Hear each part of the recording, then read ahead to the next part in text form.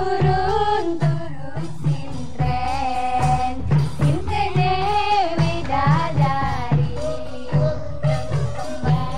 Sintren, sebuah kesenian tari tradisional masyarakat Jawa, khususnya di Cirebon. Kesenian ini tumbuh di pesisir utara Jawa Barat dan Jawa Tengah, antara lain di Indramayu, Cirebon, Majalengka, Jatibarang, Brebes, Pemalang, Banyumas, Kabupaten Kuningan, dan Pekalongan. Dahulu sintren sendiri digunakan sebagai media hiburan di kala petang oleh kaum ibu dan putra-putrinya yang tengah menunggu suami atau ayah mereka pulang dari melaut. Lama-kelamaan, permainan sintren ini menjadi bagian tak terpisahkan dari kehidupan mereka.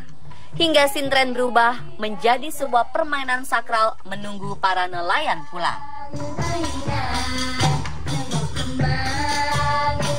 Kata sintren dibangun oleh dua kata, yaitu si dan tren. Si atau ia dan tren atau tri yang berarti putri. Jadi arti dari sintren adalah ia putri. Maksud sebenarnya, yang menari bukanlah si penari sintren, namun roh seorang putri. Sintren dikenal juga dengan nama lais, terutama bila sang penari berjenis kelamin laki-laki. Kesenian sintren dikenal sebagai tarian dengan aroma mistis atau magis. Asal mula munculnya kesenian ini tidak terlepas dari sebuah cerita yang melatar belakangi kesenian ini. Ada dua versi berbeda yang menceritakan asal mula sintren. Versi pertama yang berkembang di Cirebon bercerita tentang para ibu dan putra-putrinya yang tengah menunggu suami atau ayah mereka pulang sebagai nelayan mencari ikan laut. Versi kedua menceritakan tentang kisah percintaan Raden Sulandono dengan Sulasih, seorang putri dari desa Kalisalak. Sayangnya hubungan asmara tersebut tidak mendapat restu dari Ki Bahurekso. Akhirnya Raden Sulandono pergi bertapa dan Sulasih memilih menjadi penari. Meskipun demikian, pertemuan di antara keduanya masih terus berlangsung melalui alam gaib. Pertemuan tersebut diatur oleh sang ibunda Dewi Rantamsari yang memasukkan roh bidadari ke tubuh Sulasih.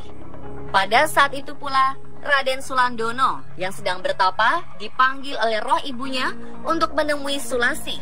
Dan terjadilah pertemuan di antara Sulasih dan Raden Sulandono.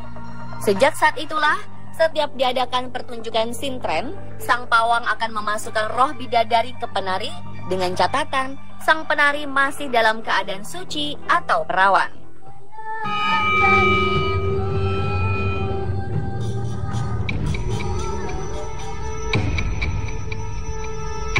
Sebelum masuknya Islam di tanah Jawa, kesenian sintren syarat dengan hal-hal magis dan sakral. Sebelum memulai pertunjukan, seorang penari sintren harus melakukan beberapa ritual seperti berpuasa dan mandi air kembang. Konon, pada saat memainkan sintren, penari sintren tak sadarkan diri alias kerasukan. Kesenian sintren ini digunakan sebagai salah satu media pengiring doa dan ritual, serta sebagai alat meminta berkah dan simbol pembawa berkah. Biasanya kesenian sintren dilakukan saat upacara adat sedekah laut yang disebut nadranan, atau rasa syukur masyarakat pesisir dengan mengadakan upacara larung sesaji ke laut. Setelah Islam masuk di tanah Jawa, khususnya Cirebon sekitar abad ke-14, budaya kesenian sintren kemudian dikembangkan sebagai media dakwah Islam. Sintren itu adalah menggambarkan perjalanan manusia dari tingkat nol atau dari titik kesederhanaan hingga naik ke puncak seperti keranda atau kurungan itu ya, jadi membentuk oval gitu ya. Itu naik ke atas hingga masa kejayaan, mendambakan masa kejayaan sebagai seorang putri atau seorang raja. Selain sejarah perkembangannya, unsur-unsur di dalam sintren memiliki makna dan simbol tertentu. Pertama, penari sintren diperankan seorang gadis yang masih suci atau perawan. Dimaknai apa yang dilakukan harus dengan hati yang bersih. Kedua, Pawang dengan menggunakan wewangian kemenyan untuk ritual doa, bermakna mensucikan dan meminta perlindungan kepada Tuhan Yang Maha Esa untuk kesuksesan pertunjukan sintren. Penari yang menaburkan bunga juga memiliki makna apa yang dilakukan harus suci, disimbolkan dengan wewangian dari bunga. Kemudian ada sinden yang menyanyikan tembang tentang perjalanan sintren. Sintren juga mempunyai keunikan tersendiri. Terlihat dari alat-alat musiknya yang sederhana dan seadanya. Sebut saja alat-alat dapur seperti tibluk berbahan bambu, lasa atau tikar dari daun pandan, gerabah atau buyung tempat air, gentong, kecrek, dan kipas dari bambu atau ilir, yang ketika dimainkan dengan cara tertentu menimbulkan suara yang khas. Kesemuanya itu mengandung simbol kesederhanaan.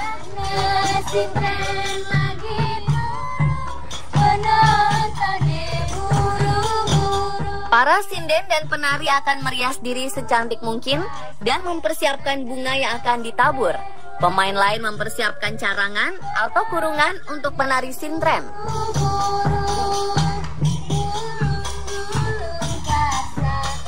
Penari sintren sendiri mempersiapkan diri dengan berpuasa dan membersihkan hati serta pikiran. Sebelum memulai pertunjukan akan dilakukan dupan terlebih dahulu, yaitu berdoa diiringi membakar kemenyan oleh pawang dengan tujuan memohon perlindungan kepada Tuhan agar selama pertunjukan terhindar dari mara bahaya.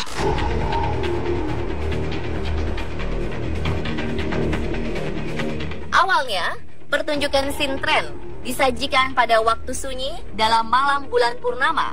Menurut kepercayaan masyarakat, lebih utama lagi kalau dipentaskan pada malam Kliwon. Karena di dalam kesenian sintren terdapat ritual yang sangat berkaitan dengan kepercayaan adanya roh bidadari yang menjelma menjadi satu dengan penari sintren. Pertunjukan sintren diawali dengan aksi si pawang mengikat penari sintren dengan tali tambang mulai leher hingga kaki, sehingga tidak mungkin sintren dapat melepaskan ikatan tersebut dalam waktu cepat. Kemudian sintren akan dimasukkan roh, biasanya adalah roh Dewi Lanjar. Jika benar sang Dewi Lanjar, maka penari akan terlihat lebih cantik dan membawakan tarian dengan cantik dan mempesona. Kemudian penari sintren dimasukkan ke dalam sebuah carangan atau kurungan setelah sebelumnya diberi bekal pakaian pengganti. Tabuhan buyung dan tembang sinden terus menggema. Pawang tak henti-hentinya membaca mantra dengan asap kemenyan mengepul. Penari lain akan menari sambil menaburkan bunga dengan mengelilingi kurungan. Penari sintren dapat berhias di dalam kurungan sempit dalam keadaan terikat dengan waktu yang singkat dan tak sadarkan diri. Pas awalnya aku sadar, pas udah di pingsan ini udah nggak sadar, udah nggak rasain apa-apa, kayak tidur aja gitu. Setelah ditandai dengan bergetarnya kurungan, pawang kembali membacakan mantra. Maka muncullah penari sintren yang sudah cantik jelita dari balik kurungan dan siap menari tanpa sadarkan diri.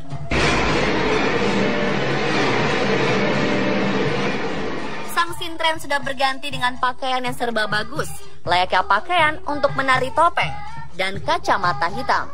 Sang pawang kembali membacakan mantra, seketika pula sintren menari.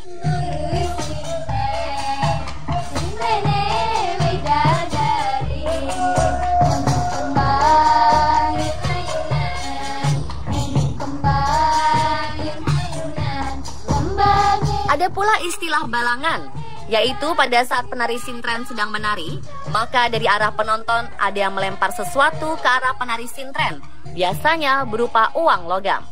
Begitu uang logam mengenai tubuh, maka sang penari sintren akan jatuh pingsan. Sebelum jatuh sampai ke tanah, sintren akan ditangkap oleh dua penjaga yang selalu berada di sekelilingnya. Pada saat itu, pawang akan membangunkan kembali roh yang ada di dalam sang penari sintren dengan menggunakan mantra-mantra tertentu sambil membakar kemenyan dan diteruskan dengan mengusap wajah penari sintren. Ini bertujuan agar roh bidadari datang lagi sehingga penari sintren dapat kembali melenggak-lenggokkan tubuhnya. Jika tarian sudah selesai, sang penari kembali dimasukkan ke dalam kurungan dan tak lama keluarlah anak gadis yang baru sadar itu. Ajaibnya, ia kembali mengenakan baju yang pertama kali dikenakannya sebelum menari sintren.